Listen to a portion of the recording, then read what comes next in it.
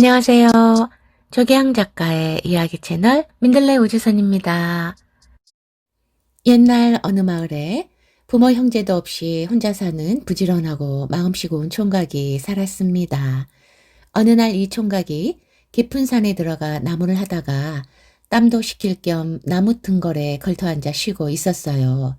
그때 어디선가 스르륵 스르륵 낙엽 헤치는 소리가 들려왔습니다. 토끼나 다람쥐겠지 싶어서 고개를 돌리던 총각은 서스라치게 놀라고 말았어요.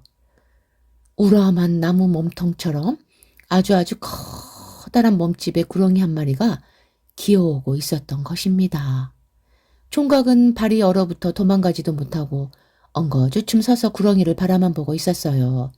천천히 다가온 구렁이는 총각에게 말을 걸었습니다. 종각, 놀라지 마. 나는 영이 되려고 이 산에서 수도를 하고 있어. 사람을 해치지는 않으니 걱정 마. 구렁이의 그 말에 총각은 마음이 좀 놓이기는 했어도 무섭기는 여전히 마찬가지였습니다. 구렁이는 그런 총각의 마음을 아는지 모르는지 말을 이었어요. 종각, 나를 좀 도와줘. 내가 도와줄 일이 뭔데? 내가 영이 되려면 1000명의 처녀들의 똥을 먹어야 되거든? 그것도 이제 막 눈 따끈따끈한 똥이라야 해. 오늘까지 999명의 처녀 똥을 먹었는데 아직 한 개를 구하지 못했어. 총각이 처녀 똥을 좀 구해다 줄 수 있겠어? 구렁이의 말을 듣고 보니 총각은 무서운 마음이 사라지고 왠지 그 뱀이 딱하기도 하고 우습기도 했습니다. 꼭 처녀 똥이라야만 돼? 응, 이제 간눈 따끈따끈한 처녀 똥이라야 해. 네가 도와준다면 그 은혜는 꼭 갚을게. 그러자 총각은 앞집 처녀가 생각이 났어요. 그건 어렵지 않아. 우리 앞집에 예쁜 처녀가 사는데 늘 아침마다 자기 집 뒷곁에 와서 똥을 눈단다. 담이 낮아서 똥 누는 것이 우리 집에서도 다 보여. 그 처녀가 누는 똥을 먹으면 되겠다. 구렁이는 그날로 총각네 집으로 와서 또아리를 틀고 앉아 아침이 오기를 기다렸습니다. 이제 조금만 있으면 용이 된다고 생각하니 구렁이는 가슴이 벅차 올랐어요. 마침내 먼덩이 트고 새벽이 되었습니다. 구렁이가 눈을 부릅뜨고 기다리고 있자니 처녀가 급히 뒷곁으로 달려오더니 급하게 주저앉아 똥을 누고 갔습니다. 이것을 본 구렁이는 스르르 또아리를 풀고 담을 넘어 처녀의 집 안으로 달려가 처녀의 똥을 먹었죠. 그러자 전신이 부들부들 떨리면서 기운이 넘쳐났습니다. 구렁이는 담을 넘어와서 총각을 불렀습니다. 총각, 나는 이제 1000번째 처녀 똥을 먹었어. 네가 도와준 덕분에 곧 용이 될 거야. 내가 하늘로 가기 전에 소원 한 가지를 들어줄 테니 말해봐. 어려운 소원인데 들어줄 수 있겠어? 무엇인데? 어서 말해봐.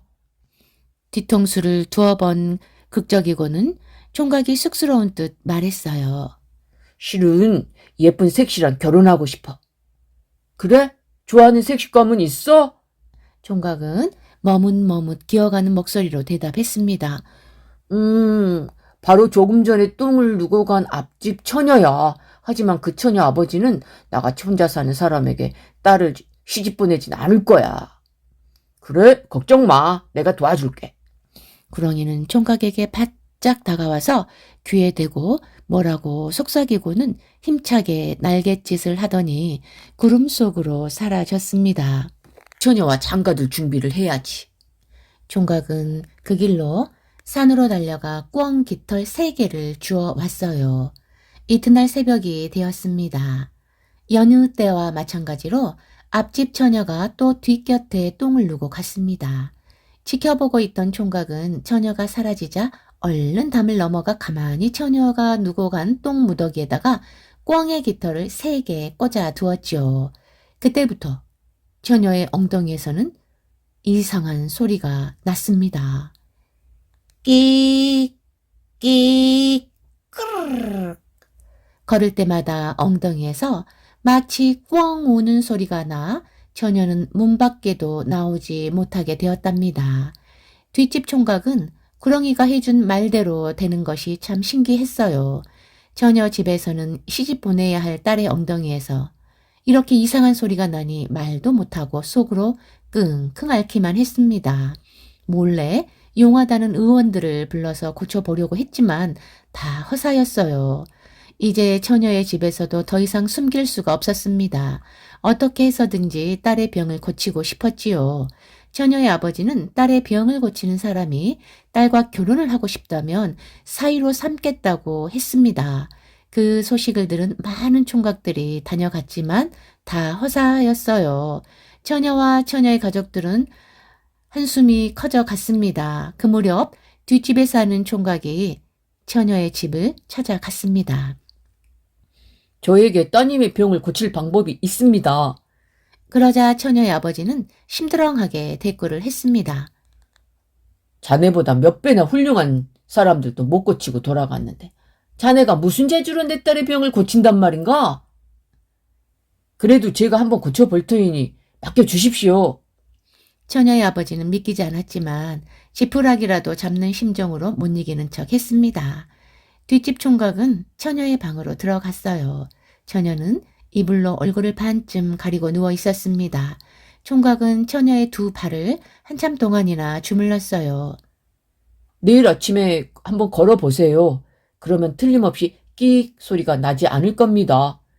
집으로 돌아온 총각은 구렁이가 일러준 대로 처녀의 똥무더기에서 꿩의 깃털 하나를 뽑아버렸습니다.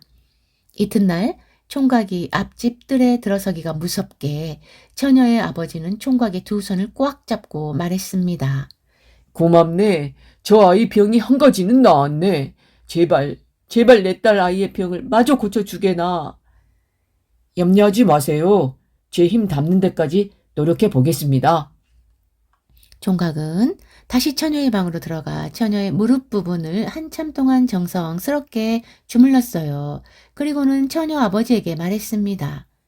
내일은 끽끽 소리가 모두 없어지고 끄르르륵 소리만 날 겁니다. 그리고 나서 총각은 어두워지자 담을 넘어가 꿩깃 하나를 더 뽑았습니다. 이튿날 총각이 처녀 집으로 가자 또 야단 법석이었어요. 총각은 그날은 처녀의 두 허벅지를 주무르고 돌아왔습니다. 그리고는 처녀의 똥무더기에서 하나 남은 꿩의 깃을 마저 뽑아 버렸어요. 그날 밤 총각은 잠을 이룰 수가 없었습니다. 이제 처녀의 병이 다 나았으니 결혼하는 일만 남았으니까요. 마침내 기다리던 아침이 되었습니다. 총각은 가벼운 발걸음으로 앞집에 갔습니다. 그런데 온 집안 식구들이 총각을 본체만체 하는 것이었어요. 아저씨, 이제 따님의 병이 다 나았죠? 약속하신 대로 따님과 결혼하게 해주세요. 그렇게는 못하네. 네? 그게 무슨 말씀이신가요? 못한다고 하지 않는가? 내 딸이 어떤 딸인데 부모도 없고 가진 것 없는 자네한테 주겠나? 아니, 약속이 틀리잖아요. 어떻게 그러실 수 있습니까? 내 딸 병을 고쳐준 건 고맙네. 그러나 내 딸을 자네에게 줄 수는 없네. 총각은 하는 수 없이 집으로 돌아왔습니다. 그날 밤 총각은 담을 넘어가서 처녀의 똥 무더기에다가 꿩깃 3개를 다시 꽂아 두었습니다. 이튿날이 되니 앞집에서는 또 난리가 났습니다. 처녀의 엉덩이에서 또 그 이상한 소리가 나기 시작을 했거든요. 그러자 처녀의 부모는 총각의 손을 붙잡고 애원을 했습니다. 여보게, 우리 딸아이의 병이 다시 도졌다네. 부디 병을 고쳐주게. 그러면 내 이번엔 진짜로 사이로 삼겠네. 꼭 약속하지. 이리하여 총각은 다시 꽂아두었던 꿩깃을 모두 뽑아내 처녀의 병을 고쳐 주었습니다. 부지런하고 성실한 총각은 처녀에게 장가를 들어 오래도록 오순도순 잘 살았다고 합니다.